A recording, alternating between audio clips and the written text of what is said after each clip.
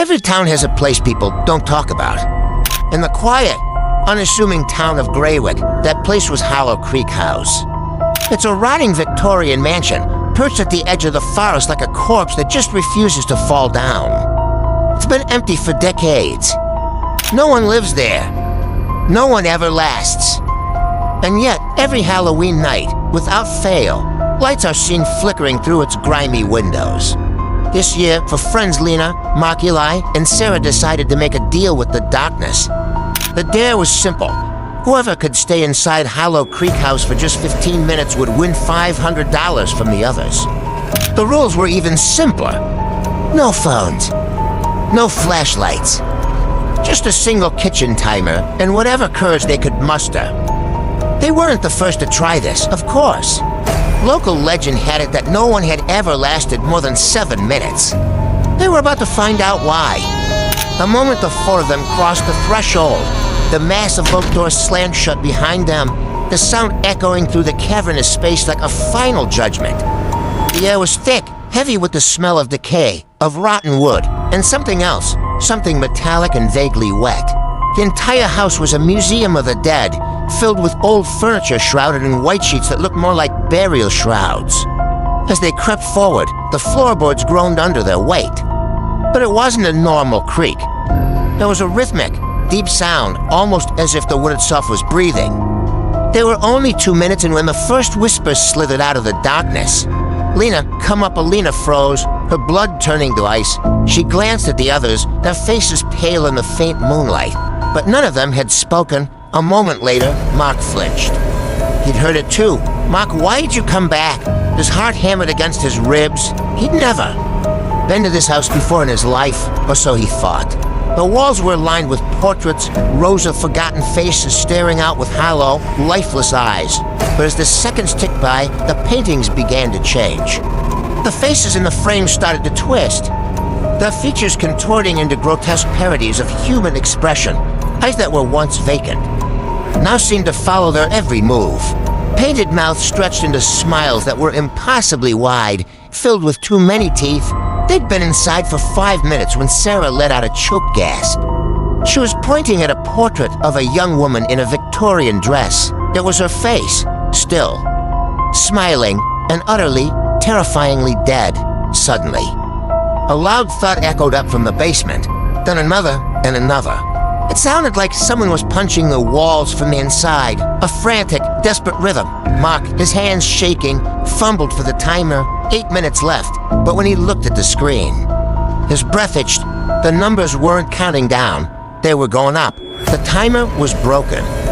Desperate for answers, Eli stumbled towards a dusty table and found a yellowed, brittle newspaper. At the 9-minute mark, a profound, unnatural silence fell over the house. The breathing floorboards went still. The whispers from the shadows ceased.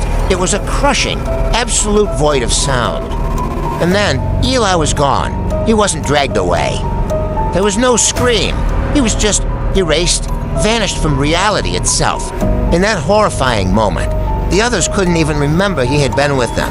A gaping hole in their collective memory.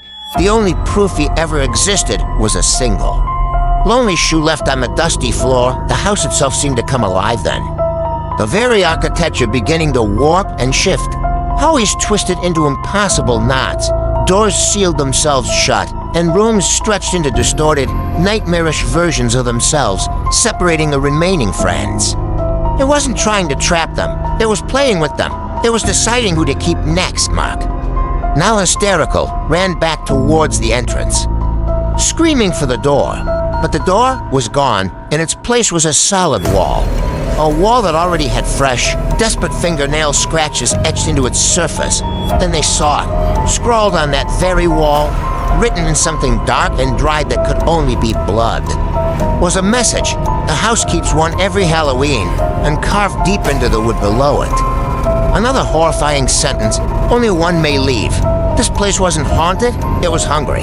At that exact moment, the timer in Lena's hand chimed. It had reached 15 minutes, but instead of stopping, the numbers flashed a brilliant, blood red, and began counting backward. 15 o'clock, 14:59, 14:58. The house wasn't timing how long they stayed. It was timing how long they had left to live. The realization shattered their sanity. Sarah's voice tore through the silence, a raw, animalistic scream. It only needs one. It only needs one. The house had revealed its final, cruel rule.